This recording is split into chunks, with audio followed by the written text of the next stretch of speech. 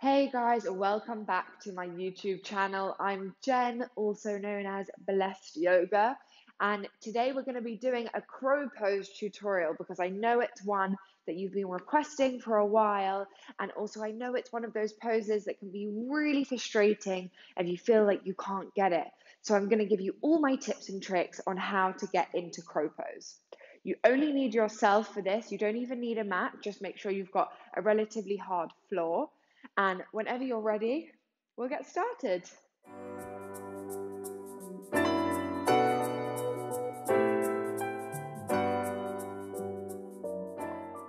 So the first thing we're going to do today is warm up our wrists. So if you come over onto hands and knees in a tabletop position, we're going to turn our hands out to the sides, so facing out to either side, and then slowly start to rock from side to side and really just adding a little bit of weight over the wrist to start to warm it up, side to side.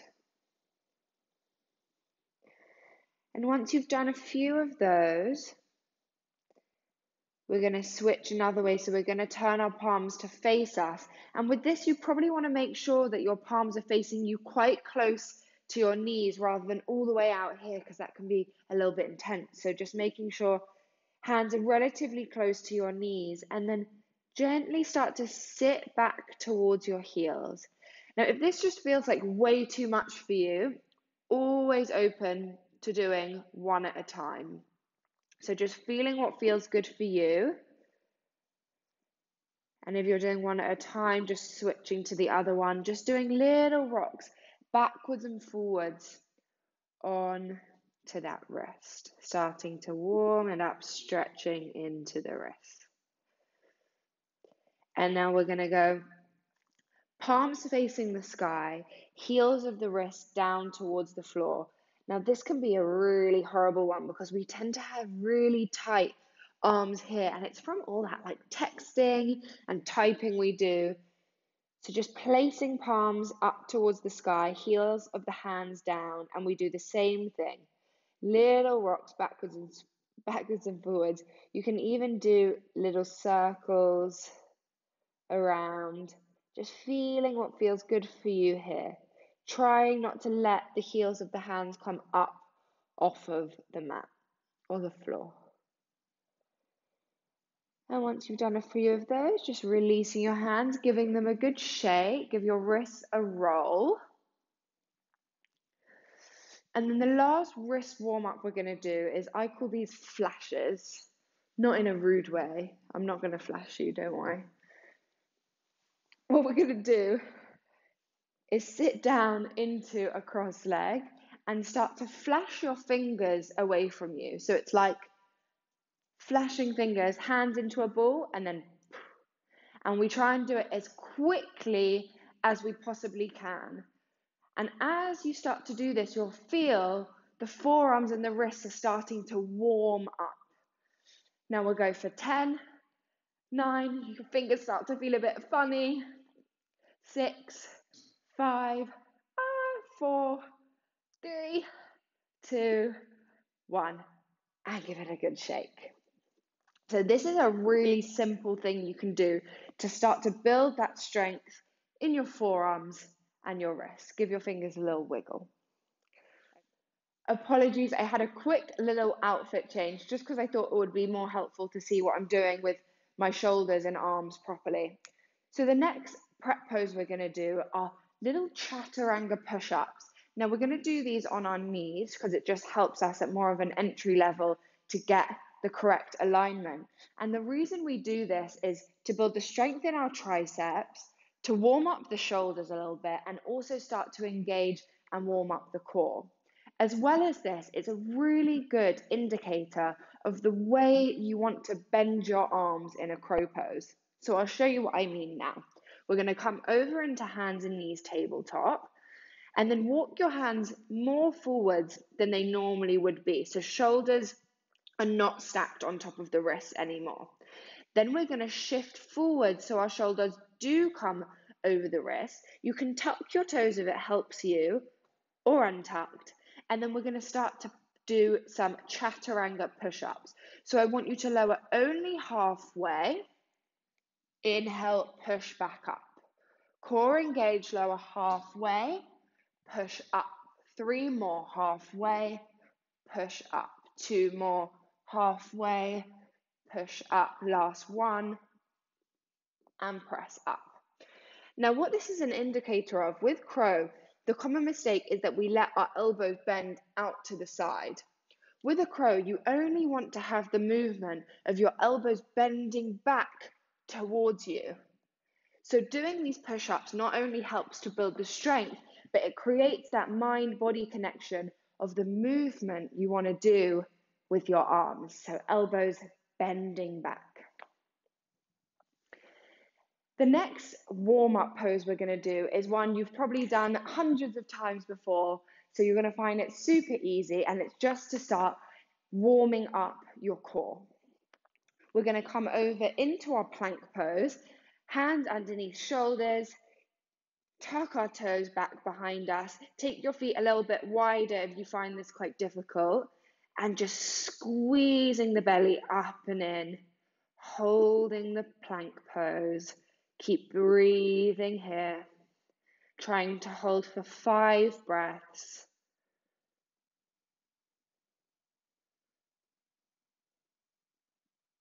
One more breath in, and then dropping knees and pressing back. Really nice. So with the combination of your Chaturanga push-ups and your plank pose, I suggest that you do 3 rounds altogether.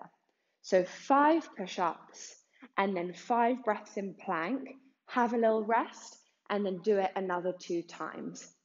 And that's going to really help you build all those little muscles that you need for your crow pose. So the next exercise we're going to do to prepare ourselves for crow, we're going to take our forearms out in front of us, elbows stay in line with our shoulders, and we're going to let our elbows come out to the sides. And I want you to drop your shoulders down your back. So you're really making a conscious effort to pull your shoulder blades down your back.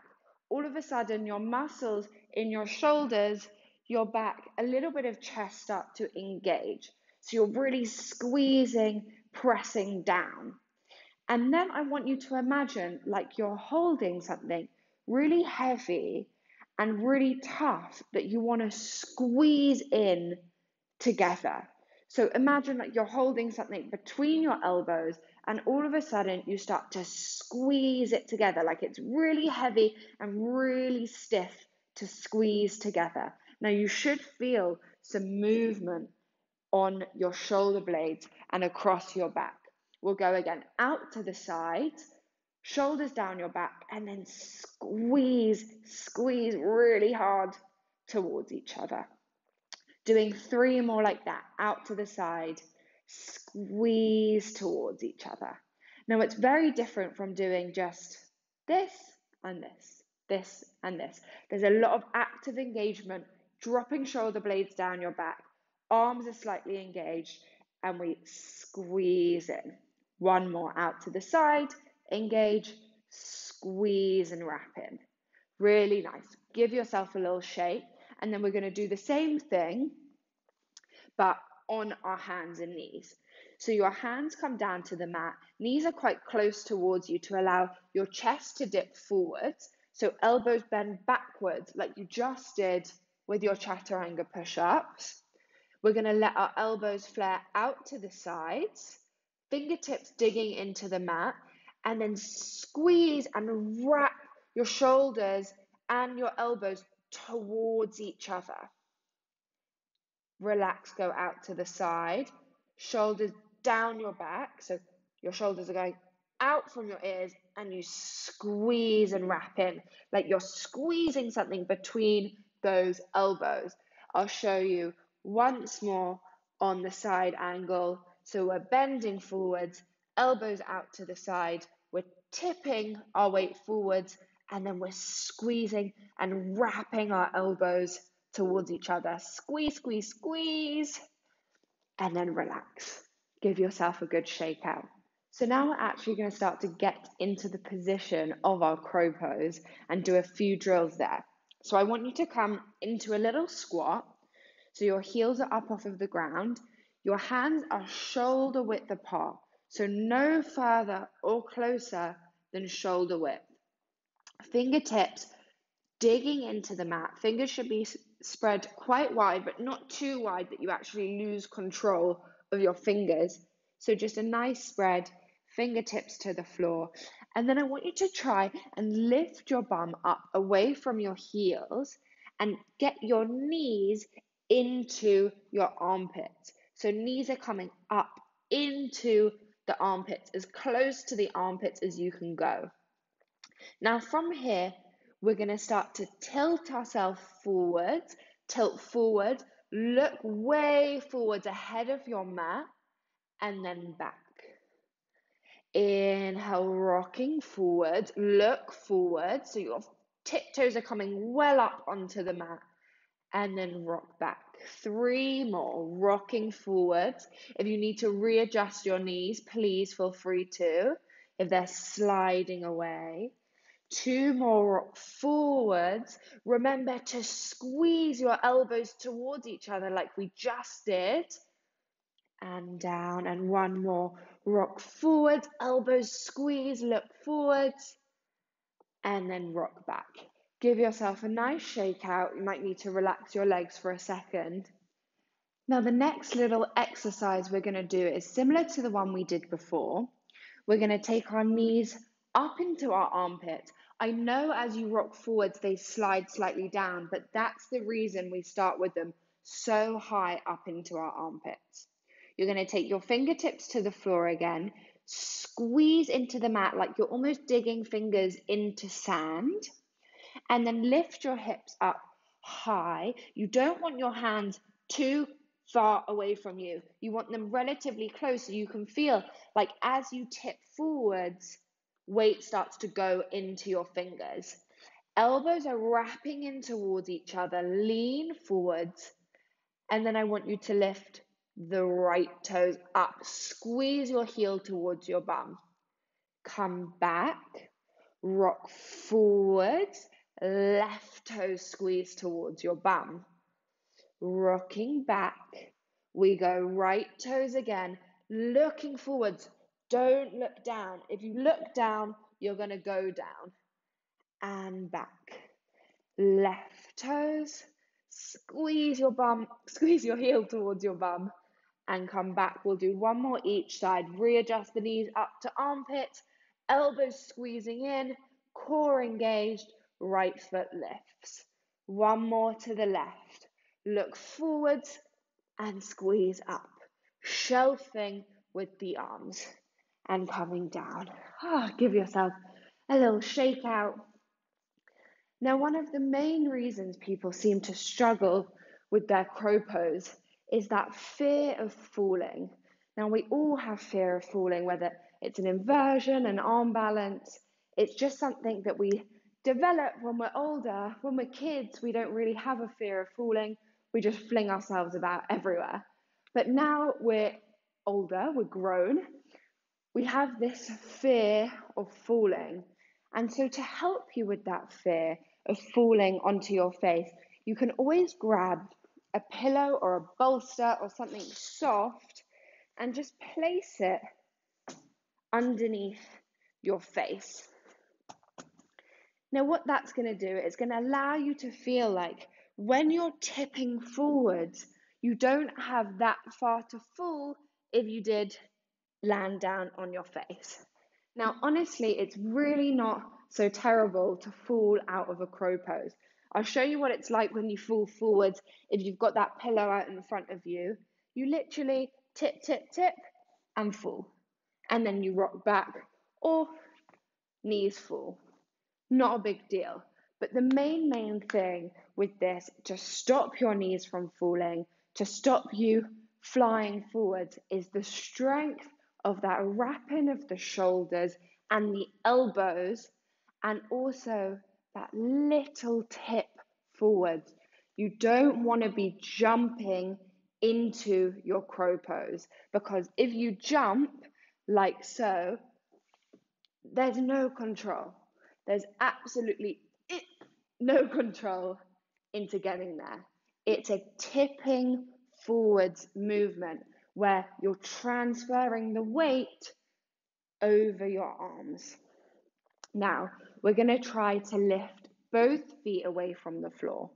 So we take hands to the ground, fingertips dig in, knees well up into armpits, lift your bum, look forwards, elbows wrap in towards each other, strong elbows squeezing towards. Now we're going to lean forwards, look forwards, and then we're going to try and do tiny little lifts with our tiptoes away from the floor. Lean forwards, dig your fingers, tiny lifts, and back down. Lean forwards, tiny lift, squeeze your core, and tap down. 2 more, forwards, tiny little lift. You can always readjust if you need. Come down, 1 more. Lean forwards, look forwards, and lift, lift, lift, and come down. And just getting that little feeling of flight really helps us to build our confidence to lift our feet all the way up off of the floor. Okay, so putting everything that we've just learned all together right now. We come up into a little squat. Hands come to the floor, not too far away from you, relatively close. Make sure your hands are shoulder width apart. Fingertips digging into the floor, really gripping down. Then I want you to lift your knees up into your armpits, lift your bum. Now, almost take your elbows out to the side, engage and wrap in. So you know that your elbows are squeezing in towards each other. Now from here, you start to tip your weight forward, look forward, not down, look forward, tip forward until you feel the weight coming out of your toes. And then you can lift one foot up in towards your bum, squeeze your heel towards your bum. And when you're ready, the other foot squeezes up too. Squeezing, lifting your core, and then slowly coming down. Now, if you got it just for a second or 2 seconds, a millisecond, well done, excellent job. And all you have to do with crow is keep practicing. Get that mind-body connection, get it going, build the strength, do the drills, and you will get your crow pose really soon. So, hopefully, I'll see you back here on your mat shortly. If you do manage to get it and you want to tag me in it, please tag @BlessedYoga on Instagram or comment below because I'd love to see your tries. So, have an amazing rest of your day and hopefully see you here soon. Make sure you give it a thumbs up if you like this video and subscribe to my channel for more tutorials and online yoga classes. Mwah.